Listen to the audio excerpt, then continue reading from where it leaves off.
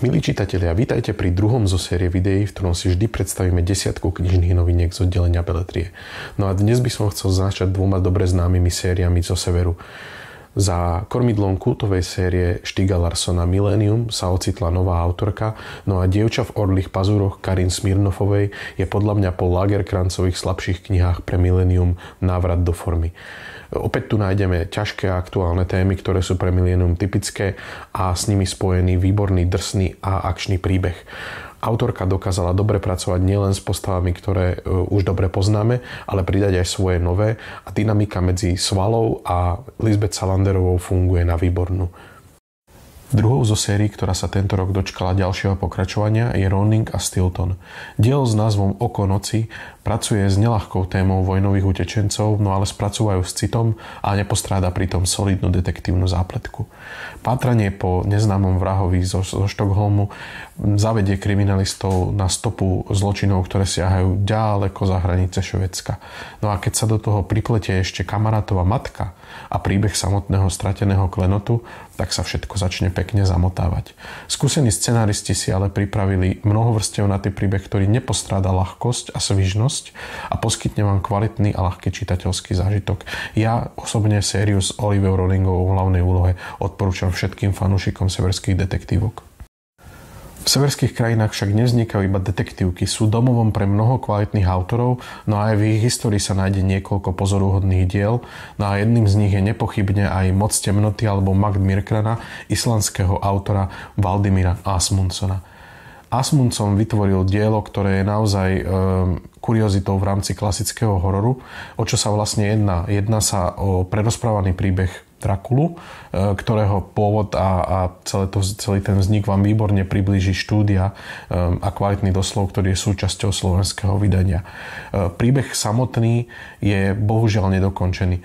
Bohužiaľ hlavne preto, lebo po všetkých iných stránkach sa v podstate jedná o takú svižnejšiu, agresívnejšiu, akčnejšiu verziu toho príbehu, ktorý už všetci dôverne poznáme. Mňa osobne veľmi bavilo vydať sa po stopách tohoto príbehu a skúmať, ako veľmi sú rozdielne Asmundsonova verzia a práve tá Stokerová originálna. A myslím si, že každý nadšenec klasiky, ale aj gotiky by mal po tomto diele určite siahnuť. Z Islandu poďme ešte na skok do Dánska za textárkou a pesničkárkou Annette Bjerkfeldovou. Jej novinka Putovné kino pána Sajta je rovnako ako jej debut Kodánska pieseň piesni veľmi solidným rodinným románom. Oproti debutu sa autorkina próza ešte zlepšila a dokázala priniesť silné a uveriteľné postavy, ktorým budete fandiť od začiatku. Takisto výborne využila juhoamerické a kanadské historické kulisy. Knižka má trošku ťažkopadnejší začiatok, ale už okolo polovice dej naberie na spáde a nepustí vás až do samého úžasného a dojemného záveru. Piatou knihou dnešného výberu je Kopy protné vodu Simona Jiméneza. Keď som sa pustil do čítania tejto knihy, moje očakávania boli pomerne nízke, pretože anotácia nerobí knihe práve dobrú reklamu. Ale po dočítaní si sám nie som celkom istý, ako by anotácia mohla uchopiť niečo také zvláštne a unikátne, ako je táto kniha. Toto bude jedna z klasík žánru. Je to kniha, ktorá nenapodobuje a je nenapodobiteľná. Je to vyznanie lásky, príbehu, tradícií rozprávačstva. Sú to vlastne 3 príbehy v jednom. Je to trojrozmerné koleso v dvojrozmernom papieri.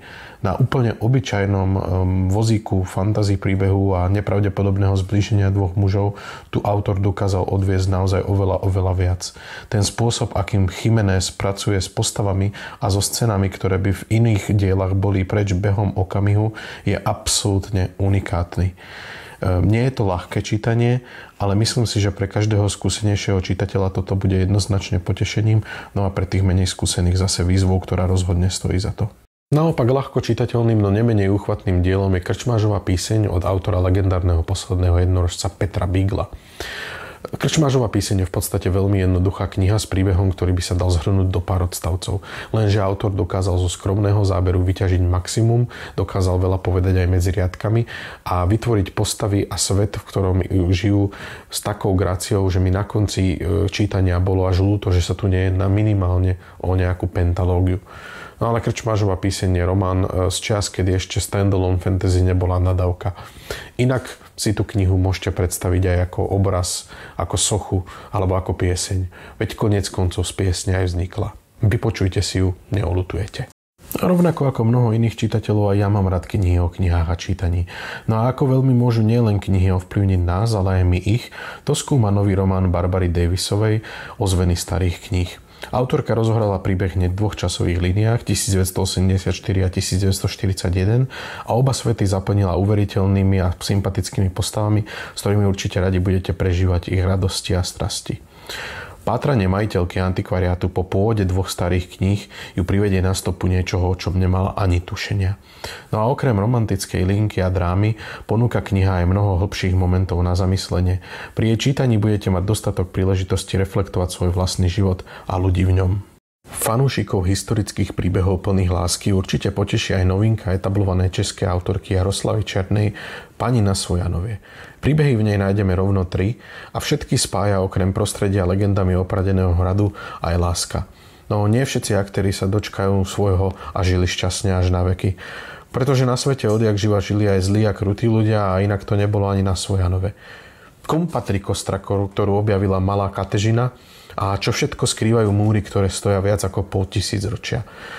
A celkom novou zmesou mysteriózna, romantiky, erotiky a desu vás dostane Polyhol so svojou taxidermistovou milenkou. O čom kniha je ťažké povedať. Dôležitejšie je v tomto prípade snáď aká je. Príbeh je tu rozprávaný retrospektívne pomocou denníkových zápiskov a protagonistka nám ožíva v hlavách a rozpráva svoj čudesný príbeh uveriteľným hlasom. Staroanglická príchuť a výborne vykreslená atmosféra osamelého domu v močariskách je v ostrom kontraste s erotikou a neuveriteľne hlbokou láskou, ktorú protagonistka k taxidermistovi Henrymu cíti. Výborne vykreslené a využité vedľajšie postavy sú potom už len čerešničkou na temnej torte.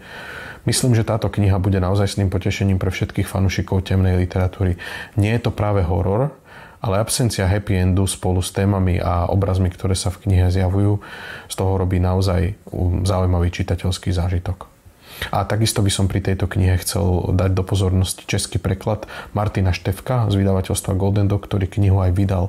Myslím si, že tu bolo každé jedno slovo volené naozaj s rozvahou a ešte umocňuje čitateľský zážitok z knihy.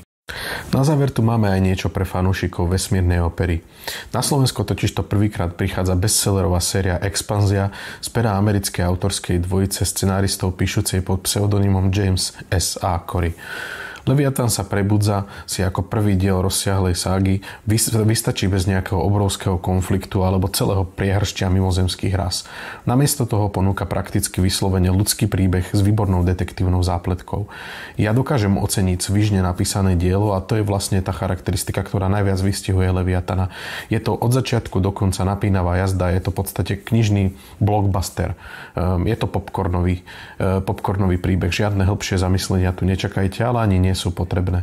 Keďže sa jedná o prvý diel naozaj rozsiahlej série, tak autori sa museli popasovať s veľa príbehovými líniami a museli rozohrať rozsiahly dej tak, aby tým neutrpel dejový oblúk samotného prvého dielu a to sa im podľa mňa podarilo na výbornú. Posadka Rocinante je veľmi sympatická a určite s napätím budete sledovať ich cesty vesmírom. No a výborný slovenský preklad je tentokrát zásluhou Ivany Cingelovej. Dobrá práca. Milí čitatelia, knihy, ktoré som vám tu dnes predstavil, sú ako vždy len malým výberom z toho, čo všetko na vás čaká v našom oddelení Beletrie. Dúfam, že vás niektorá z nich zaujala, no a prídete si ju k nám vybrať. Už na vás trpezlivo čakajú. Tak do skorého videnia u nás v knižnici Juraja Fandlio v Trnave.